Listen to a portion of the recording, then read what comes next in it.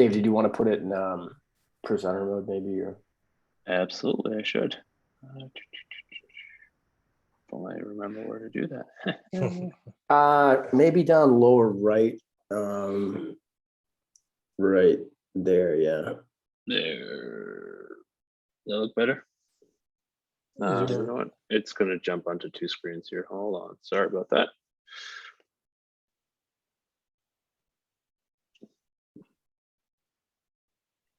Let's try this.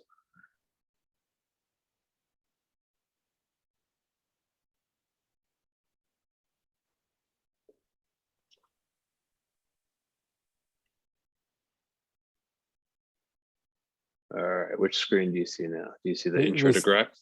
But we see the speakers notes.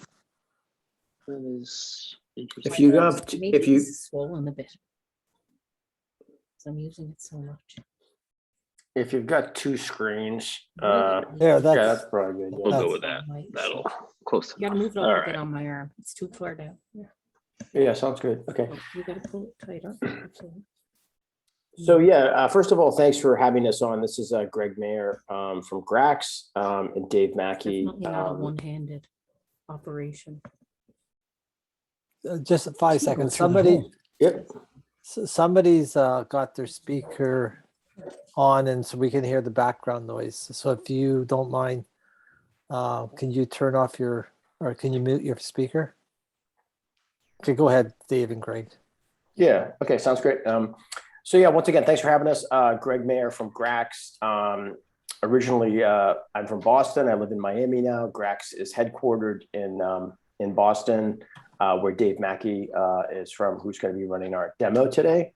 GRAX has been around 4.5 years, and we're one of the leading backup, restore, archive tools on the App Exchange. We're also listed on the AWS Marketplace. I'll talk to you a little bit about why we're on both marketplaces, because our architecture is blended and sort of quite interesting, and a little bit different than some of the conventional backup tools out there. So yeah, so for today, we just want to give you a high level overview of like what's GRAX, what's it used for, architecture, and then we'll get into actually showing you the UI and the managed package, how you run jobs for both backup and archive and restore. We also have some cool other modules that are included, with GRAX for unlimited field auditing and some reporting flexibility too with your backups and archive data. So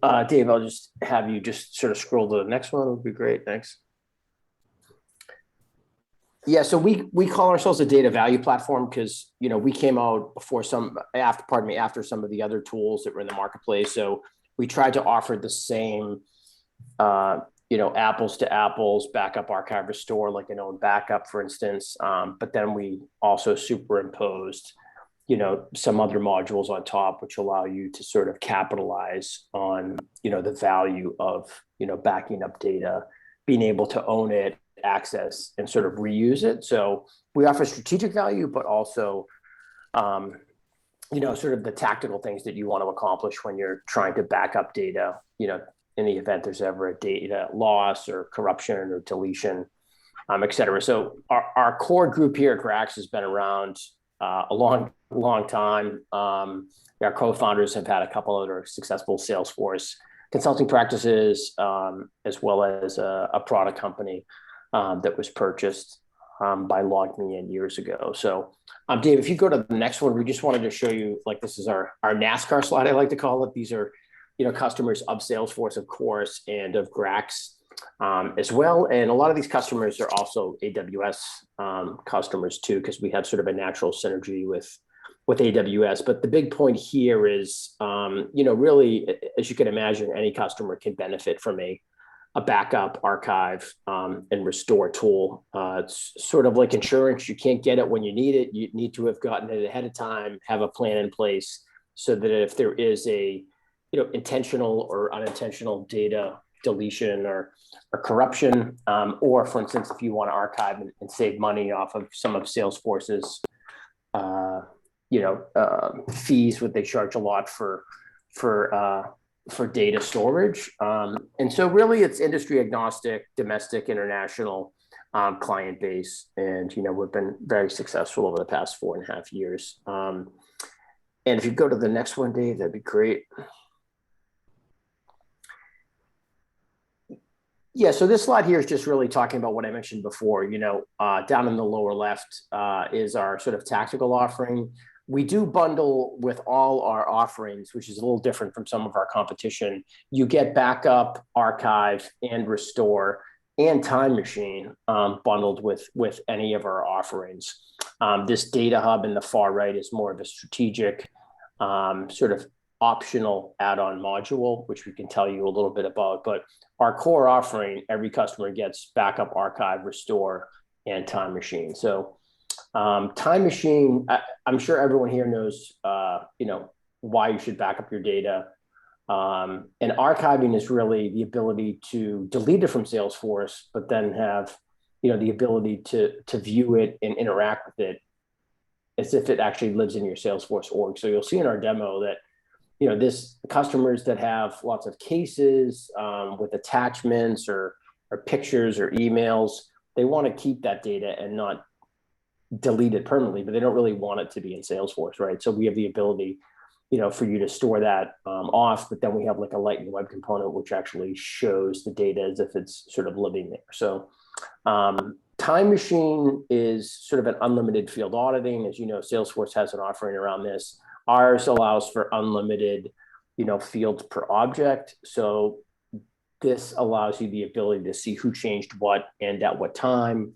A lot of our customers in sort of banking, health and life sciences, financial, they like to have sort of a change management solution in place to make sure they have an audit list of who really changed records in at what time. So Dave will be able to show that. And then lastly, our Data Hub product or module, that allows you the ability to store your backups or your archive data in a certain format, which can be easily consumed by the majority of reporting tools out there. So the format is called Parquet. I'm sure some of you guys are familiar with that, but you can consume your backups for reporting purposes, into Tableau, into Snowflake, into Power BI. And so that's something that we've seen a lot of customers. If you're going to back it up, you might as well easily be able to ingest it into reporting tools as well. So Dave, if you go to the next one, I want to touch on sort of architecture. Is that, well, actually just go back to this. I mean, for folks that don't have a backup or archive or restore tool in place, these are really sort of your options. There's the do-it-yourself. We see a lot of customers that have sort of steered away from this. As you can tell, it's manual, time-consuming, and somewhat limited.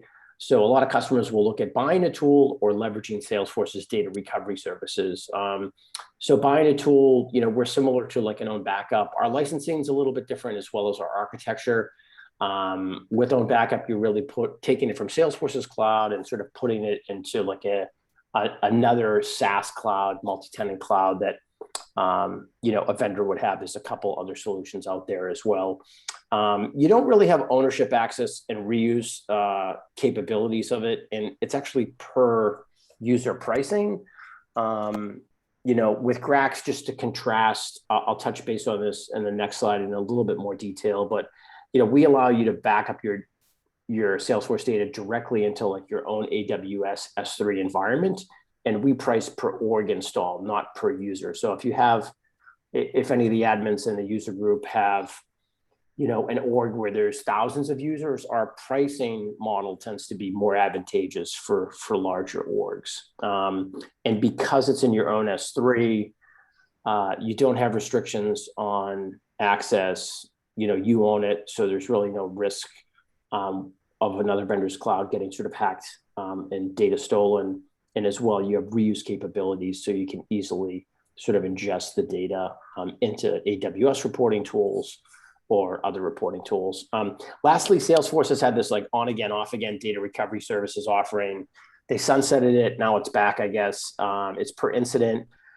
It's 6 to 8 week recovery time to track the data down. It's a manual import process, and you can only go back 90 days. So we see most customers not relying upon that.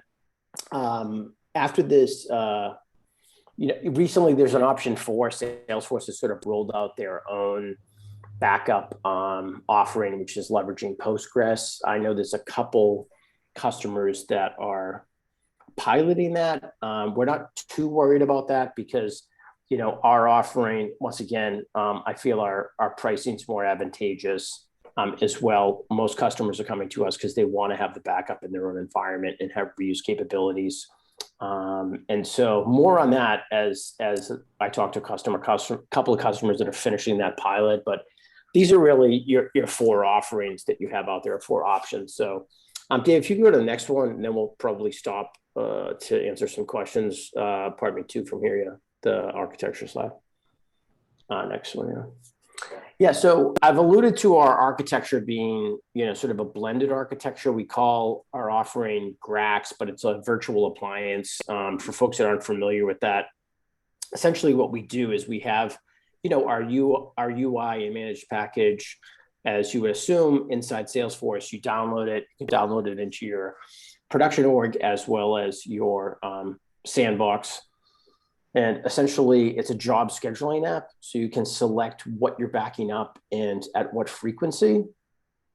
And it essentially creates an outbound asynchronous job. So think of it this way. It takes the data, sends it out in an encrypted fashion.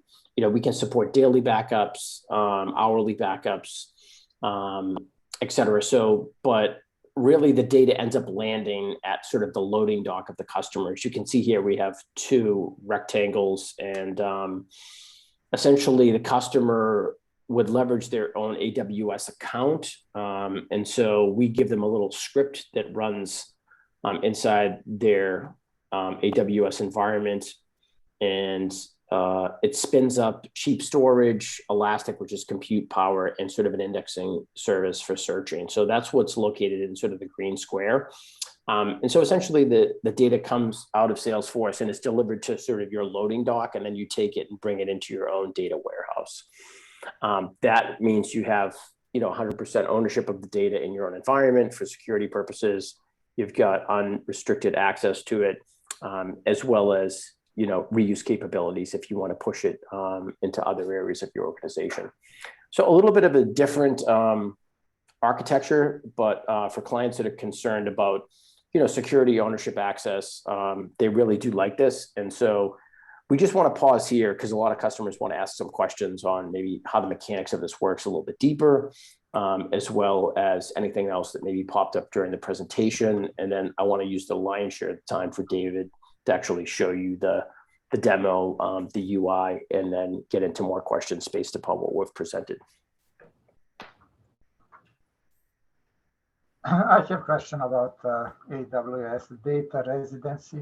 Here in Canada, they want Salesforce to run on the Canada premise. I know there is option to Salesforce reduce the AWS to do this. Is GRAX supporting something like this too, especially for government, business? Yeah, so go ahead, David. I was going to say, yeah, absolutely. So GRAX does support all the different AWS regions in the US and abroad. In Canada, I believe, trying to see what the regions are in Canada. If there's, Canada Central, CA Central -1. So yes, GRAX does support that, and we also do work on the GovCloud instance of AWS as well. So yes, to both your questions. Okay, thank you. Of course. Yeah, and so right now we're supporting AWS sort of infrastructure. We do have it on our roadmap for customers to be able to leverage Azure, because there are a lot of Azure platform as a service, customers out there that use Salesforce as well. So think of this AWS cloud just being changed to Azure. So we have that, and but we have launched with sort of AWS, and this is what's been very successful over the past several years. But on our roadmap is Azure, hopefully in 2022. So But yeah, let me stop again and see if there are any more questions or anything in the chat. And if there isn't, then we'll probably go into the demo, and that's when a lot of questions do sort of pop up.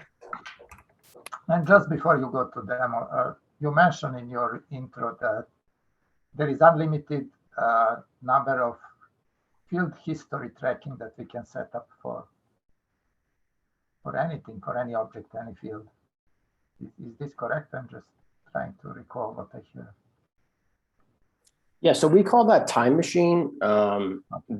It's like an unlimited sort of field auditing on steroids. So it's only limited to the 800 fields that Salesforce has per object, which is a little bit different from Salesforce's offering. But we do bundle that in with every purchase also, and a lot of customers do like that there's an additional functionality.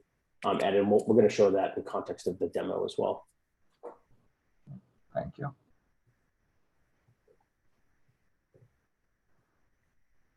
Great. I'm going to stop sharing so that I can switch my screens again. Let's take this one and take this one. All right. So now we should be able to see my Salesforce screen. If you guys aren't seeing that, please let me know. So as Greg said, with GRAX, we'll walk through backup, archive, restore, the time machine, and we'll talk about the history streams here as well. What I'd ask you, if you guys do have questions on, as I'm walking through each of these steps, please let me know. Happy to stop, mid presentation to answer any questions.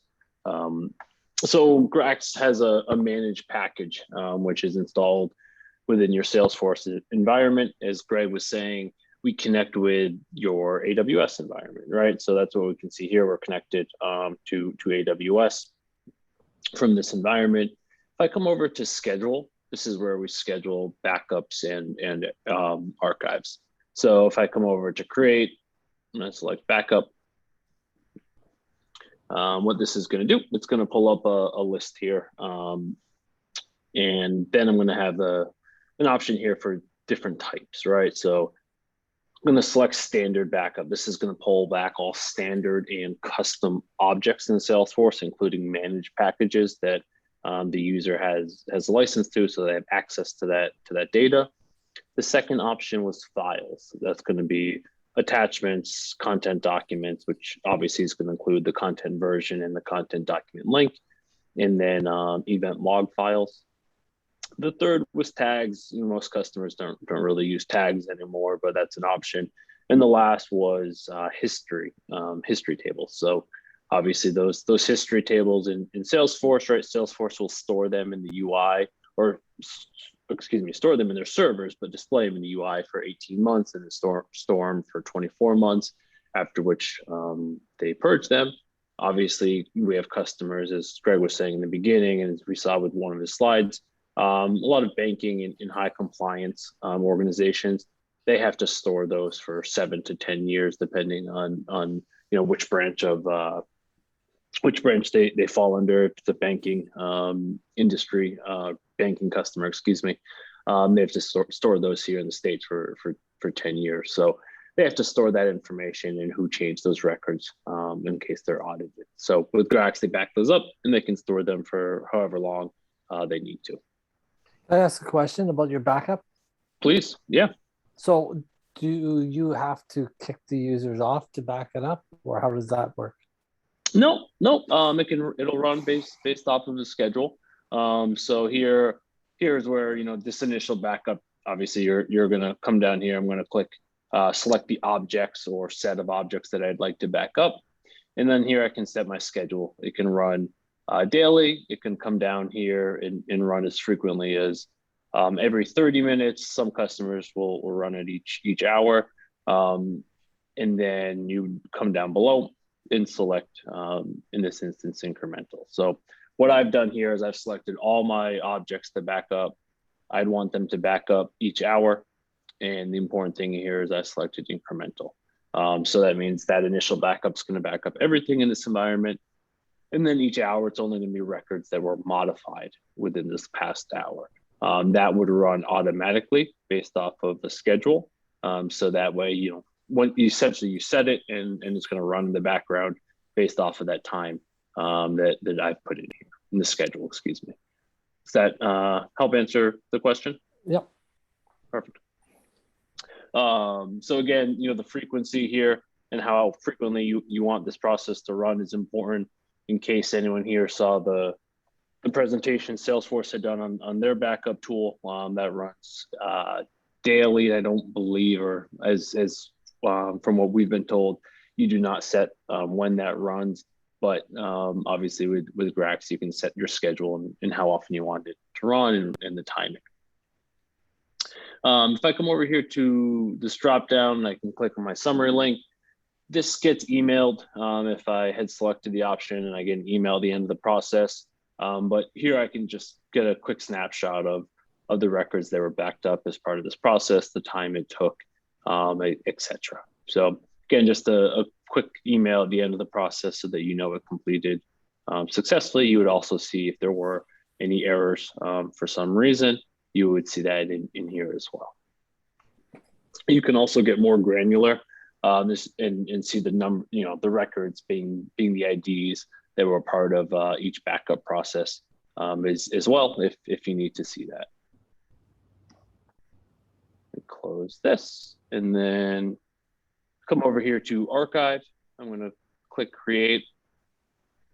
Obviously, the big difference here from backup to archive, backup being you're backing up that record from Salesforce, and archive being you're doing the backup, and then once the backup portion of the process is completed with GRAX, GRAX will delete or archive that data from Salesforce. Important here to note that GRAX performs a hard delete on the data so that the data is not in your recycling bin. We do that because, you know, we have many customers that are deleting 2 to 3 million records in some of their processes that would just fill up your recycling bin. So we perform that hard delete. You can see here I selected campaign. So I'm going to come back up to my filter criteria in a second. But when I selected campaign, we're going to build that tree. This is going to go 5 levels deep of all the related records. Here we can see there are some that are selected by default. You know, as you guys know, if you delete that campaign member is going to be deleted automatically from Salesforce. So we do, you know, essentially force the backup of that campaign member because that campaign is going to be deleted. And, you know, if you ever want to restore the campaign with campaign members, we got to make sure those are backed up first. If I come back up, you can see filter criteria. You've got 3 different options in here. Date being the simplest, any date time field on the object in Salesforce. A report, this is going to use a report, standard or custom report type that you create in Salesforce. You can put all your filter criteria in there. And then, you know, we just require the ID field to be that first column in that report. And, you know, GRAX will archive those records that are in that report. And the last is advanced. So very similar to report here, except that you're writing your own SQL query to put in the filter criteria that you would like. And GRAX will again archive based off of the records that come back from this query. When we are making those queries, do we need to worry about limit of records or, you know, and things like that too? No. You don't need to worry about that. I mean, you don't need to worry about a limit within there. Obviously, if, you know, you're trying to put 20, 30 million records, you're going to want to limit that down just based off of, you know, how Salesforce does it and their best practices, which we have a link to, and the number of child records that are in there. They tell you not to try to archive the parent if there is over 100, I think it's 200,000 children related to that parent. So that's just one consideration that to know when you're writing that on your own query there. Thank you. Of course. Hi, quick question here. Yeah. In this action section, like archive, on the report, like, can you go back to the report tab? Like, what kind of report can I can generate here? So this is, you're going to select the report. So you're going to create the report as you create a normal report in Salesforce, right? You'll go to the report tab and create the report. And it's going to be a standard or a custom report type. Either one is fine. The important thing here is like, with GRAX, as long as the name of that report contains the word GRAX, or it's in a folder that contains the word GRAX, we'll pull in that report. And then you'll just need to make sure, for example, here I'm on campaign. So it's going to need, campaign is going to have to be that primary object in that report. So be campaign with campaign member report as an example, that would be fine because we'll be able to archive based off of those campaign IDs. Okay, so this is like archive those records from Salesforce. Exactly. Yep. Okay, is there a way to report on archived data? Like data has been archived, then we want to like see the data in the archive. Absolutely. So that's, we'll get to that. That's the history stream feature. Yeah. With GRAX, but yep, we'll get to that. Absolutely. Oh, sorry. Yeah, perfect. No problem. No problem. So that's really with archive. There's a handful of other options in here with archive, but that's the long and short of archive, similar to what we saw with backup. If I come over here and I do a summary, I'd be able to see a summary of the records that were archived as part of this process.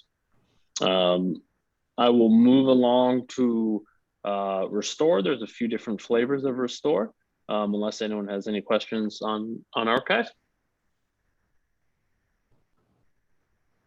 All right, so let's take it from the user perspective first.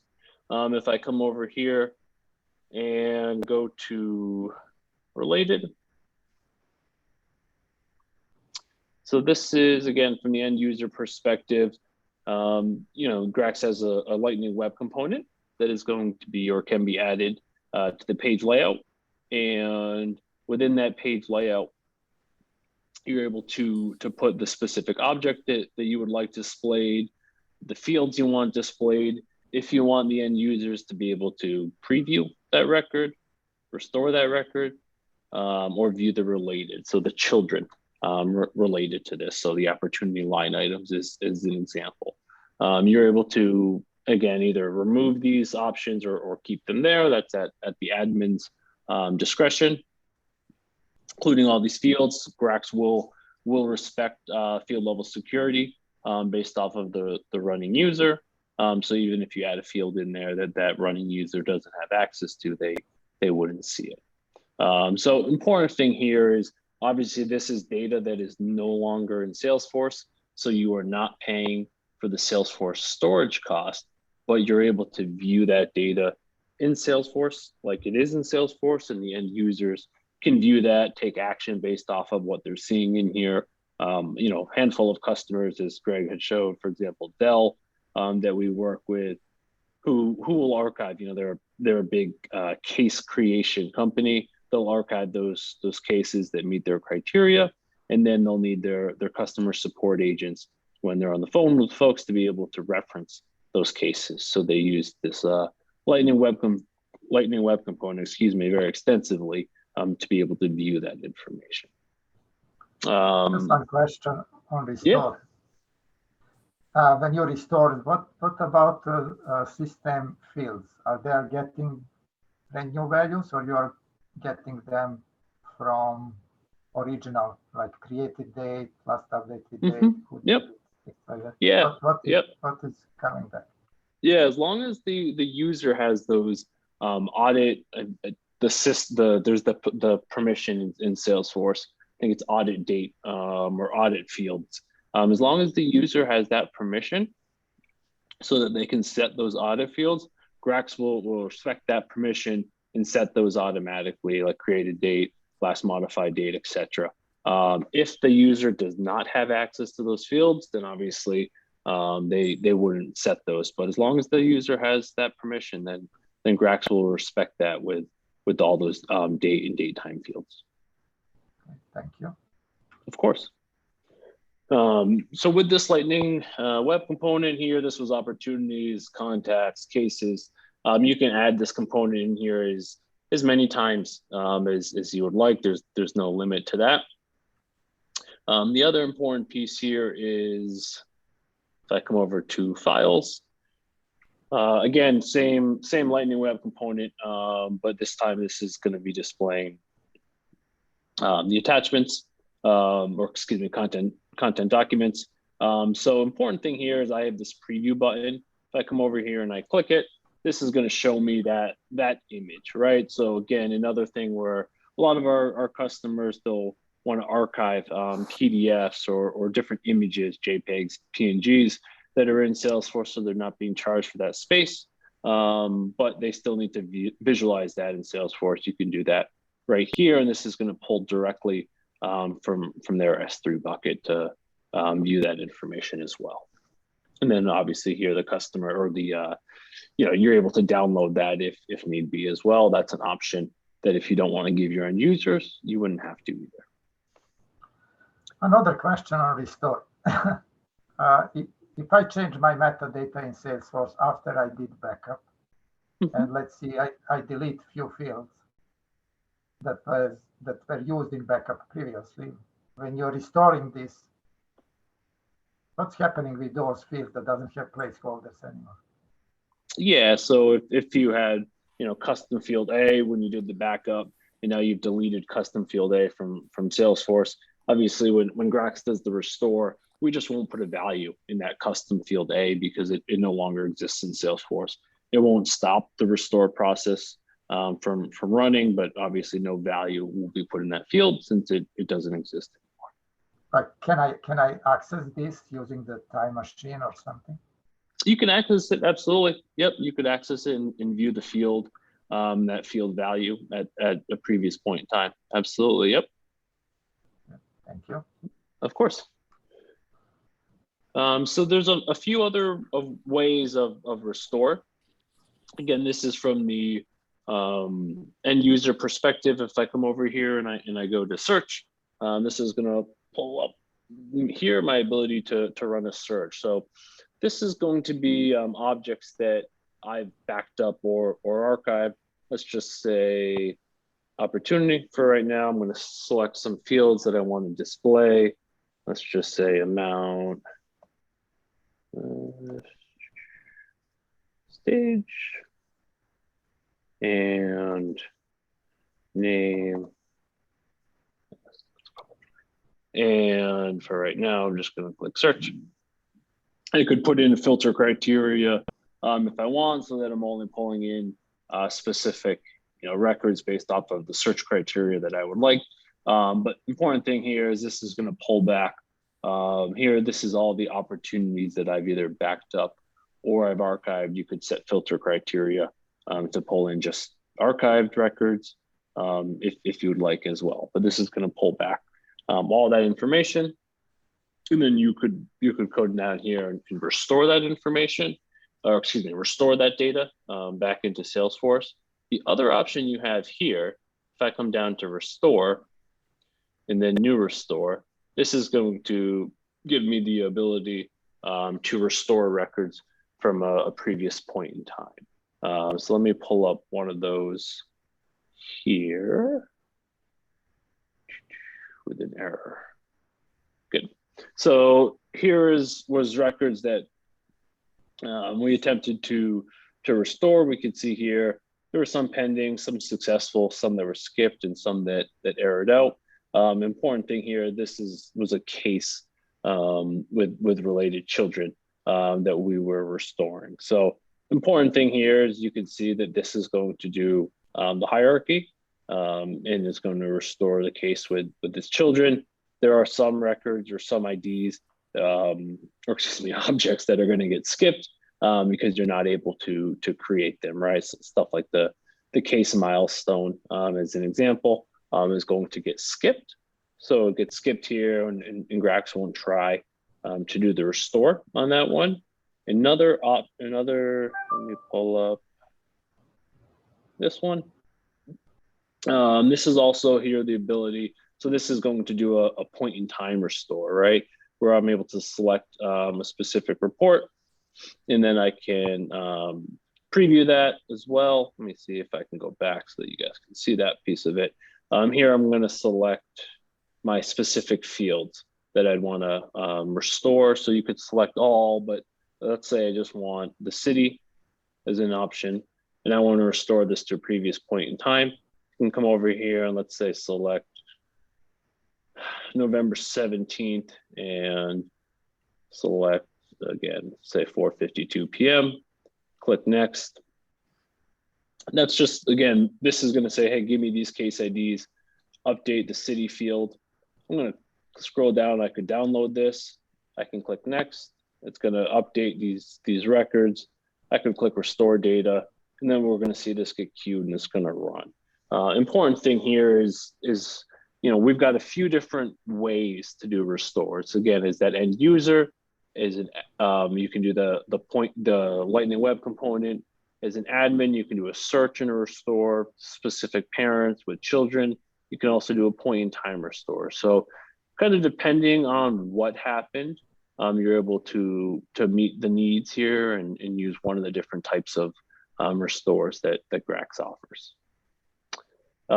Questions on restore? Otherwise, I'm going to hop into the GRAX time machine. No, Okay. I have a question. Yeah.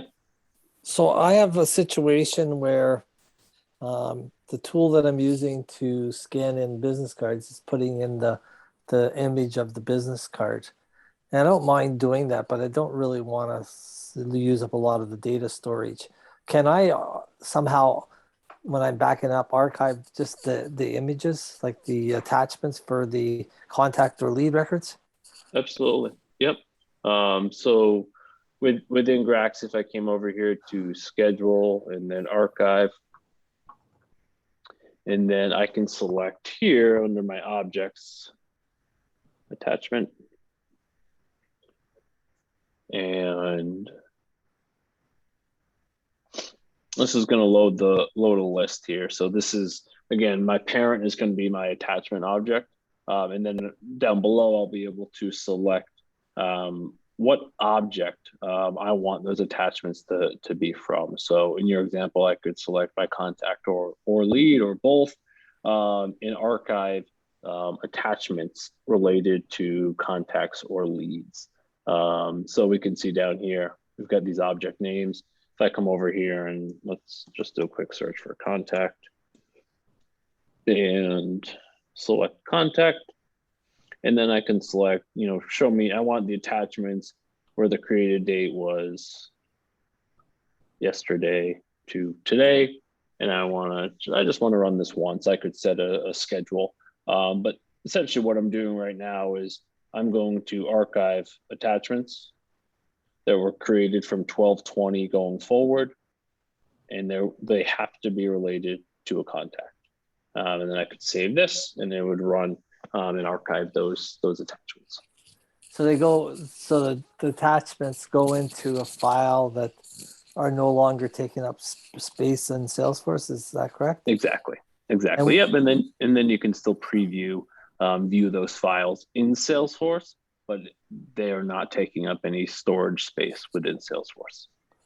Well, where are the files? Am I paying it for somewhere else though?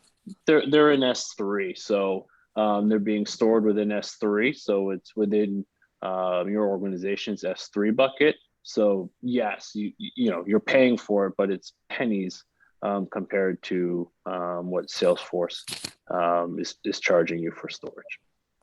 Okay. And the other use case I thought of when I was hearing you talk was, how sometimes there's been an acquisition and you're trying to take somebody else's org. Sorry. Okay. Just a second here. You're trying to bring in somebody else's org into yours, and you're trying to bring the data in. Can you use a tool like this to bring data into Salesforce, take it out of some other Salesforce and bring it in? Yeah, we have done that in the past. I think definitely a bigger conversation on, especially with the metadata and what you're trying to bring it in, the mapping. So the quick answer is you can, but before we would do that, we'd want to have a conversation to make sure it is a fit for GRAX, because Fair there enough. are a lot of questions around that. Okay, thanks. Of course. So let's come over here. I'm going to come over to a case record. And let's pull this up. And we've got, again, a component here for time machine. So with the time machine, I got my ability here to view different versions of records over the course of time. That's not a good example. I'm going to pull up a better example. Sorry for no versions of that record.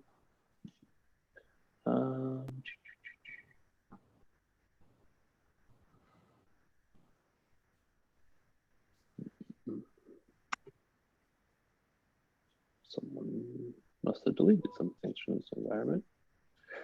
Apologies. But what we would see here, there's different versions of this record over the course of time. So what you can see, or what you would see here, is these different versions. Let me pull up. Actually, this one's going to have it. Oh, that's the same record. But you see the different versions of this record over the course of time. So we could see that it would have these filter by version dates over here on the right with different versions of this record, and then you can restore this back to previous versions. I'm going to see if I have a better example, and as I'm talking, when explain through, I know there's a question earlier on in regards to Salesforce allows you to track, it's up to 20 fields on an object. With GRAX, there's really no limit with the time machine, right? I mean, you can have up to 800 fields on any record, with the custom fields. So you can track and essentially view all of those changes to those 800 fields. Again, apologies that it looks like this got cleared out, but you can track and view all those different 800 fields over the course of time. One of the big differences with GRAX compared to how Salesforce does it, essentially this is going to run based on backup to backup, right? So with the history tracking with Salesforce, that's just going to write automatically. With our customers that use Time Machine on specific objects, they'll back those objects up typically each hour or every 30 minutes, so that they're backing those up in essentially a high frequency. So that they're then able to come over here and to view those changes, restore back to a previous point in time, etc., so that they can see all those changes. And then they can also use those changes from an audit perspective. In case they are audited, they can have all the fields and all the field values at that specific point in time to be able to give that to whoever's performing the audit. Any questions? Again, apologies that my example here wasn't I didn't have the data in here that I thought I did, but any questions on the time machine? So is there any limit, like how many data can showing up in the time machine? No limit. You can use, I mean, no limit on the number of objects, no limit on the number of fields on an object, and no limit on the field types for that. Cool, thank you. Of course. And then the last piece was history stream. So I'm going to switch over here. This is showing in Tableau CRM. As Greg said in the beginning, this is GRAX will provide you with a parquet file of the data for the specific objects. Set of objects, there's no limit, but for the objects that you would like to report on. And what we do at GRAX is we provide that Parquet file, and then our customers will take that Parquet file, and they'll typically use something like AWS Glue, and then from Glue to Redshift, and then Redshift from here into Tableau CRM, and I'm able to report on that data. Again, this is something I set up in this environment. Truth be told, I am not an AWS expert by any means, but all in all, the process took no more than an hour to complete, and then to have the data, within Tableau CRM, you can have the data set, and it connects right into Redshift, and you can pull that data in. You could use other tools such as QuickSight, Power BI, Snowflake, SQL databases, etc., to bring that data in for your organization. One of the really important things to remember here is we'll be able to show archive data as well as data that's being backed up and is in Salesforce. Obviously, with GRAX, since you're backing up that data frequently, you're going to have all the versions of that record over the course of time. So you're able to put in here, you can decide essentially which version you want to display. Is it the latest version? Is it the initial version, etc.? Then you can be able to show kind of this pipeline trending, right? Based on specific points in time, and where your organization's pipeline was at that time. The count of touches, right? How many tasks, events, etc. do I have to have related to a specific customer before they get set to close one? Obviously, with GRAX, you're able to take all the forms of that data and quickly aggregate them here into a data set. So again, pretty, there's a lot of options with History Stream. Obviously, this is just a quick example here, but we've had customers that also use SageMaker, similar to Stories in Tableau CRM, but SageMaker is an AWS product where they're essentially using that for analytics and determining different ways that a potential customer could attrit. And they have their algorithms internally from their team of determining when a customer could attrit, and then they create campaigns in Salesforce with those specific contacts. Then they bring that data into QuickSight for reporting, and then they have essentially those results, right, from what their end users are coming and doing in Salesforce, go back into QuickSight. So it's kind of this round circle, right, of the data being done in Salesforce going into QuickSight back into Salesforce, so that they're able to make decisions based off of the data that Salesforce is giving them and their end users are putting in Salesforce. Let me pause there. I know we're going to hit time here in a minute, but want to see if there's other questions that anybody has on what Greg and I just presented with GRAX. I have a couple quick questions. Like first one, like just quickly, do you support like any like a GDPR request? Yeah. Yep. Absolutely. GRAX does, and that ability to delete records from your storage. Absolutely. Yep. That is something GRAX does. That is traced back to day one. Can that? Correct. Yep. Okay. Also, another one quickly is like on the data migration. If, for example, if I'm using a different backup tool, is there any like a support to migrate data from different service provider? If you have that data in S3, typically there's not. And the reason that is something like Own Backup, Spanning, they host your data. Unless they're going to give you that at the end of your contract, which would surprise me. But typically they host yours, so you wouldn't have access to that data. So typically it's based off of when you start using GRAX. through the life cycle. You own your data with GRAX. GRAX doesn't host it.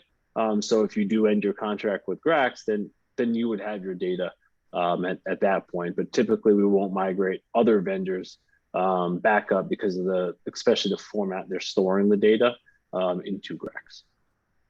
Okay, so that means the data will be basically like that data will be lost, like something if I terminate this contract with different service provider. Typically, yeah, would be interested to hear a little bit more about the use case. But again, something like Own Backup as an example, they host your data. So I don't know what format they save their data in as well. Yeah. So there's going to be a lot of questions there around that we could dive into more details if that's something that you would like to at some point in the future. Okay, great. The last one from me is like do you support any sandbox seeding? Like I know the data can be like transported through different org, but the seeding sandbox, do you do that? Yeah. So yep. So with GRAX, you have that ability. Essentially, there's two different environments. There's production and there's a sandbox. We segregate them in a production into a sandbox. So you're able to copy your data, for example, for a full copy sandbox and seed that into a lower environment, like a dev environment, but not production into that dev environment. And we don't allow that because we essentially save that data into different clusters in AWS because we don't want customers' sandbox and production data to get commingled. Yeah, cool. All right, thank you. Yeah, of course. Okay, it seems very nice solution you got with GRAX here. Thank you for Thanks, Steve. presenting. Of course, thank you.